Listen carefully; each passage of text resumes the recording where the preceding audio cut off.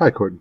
So I wanted to show you how I went about creating a concept map using Cmap. So as you can see, the URL is right here. You browse to the site. It's a simple download. You go to the download page. You click Start Now. You download the app. Once you're done downloading the app, it looks like this. As you can see, I already created a couple of maps for the VoiceThread demo that I presented to you in the report.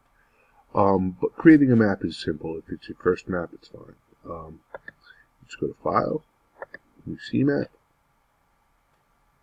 It'll open up a map for you here, and then you just start building.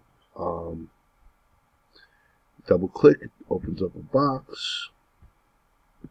I'm just going to do something simple here. The foot bone. And once you're done, you can hover over these arrows and draw out. Opens up another box. It's connected to the leg bone.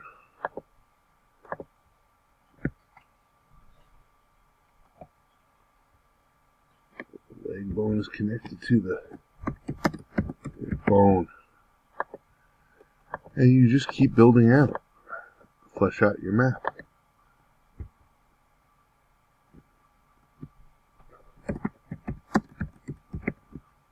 And when you're done, you have a fully fleshed out concept map. You can flesh this out to other areas. You can build off to other points.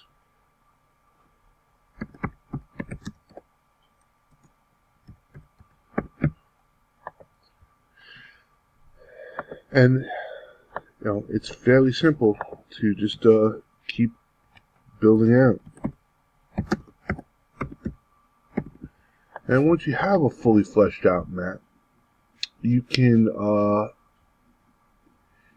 choose to save it into your Cmap folder. When you do a download, it creates a Cmap folder on your computer. You can save it. You can name it. You can export out your Cmap as an image file, as a PDF, whatever format you'd like. Image file is what I used for the carbon cycle maps.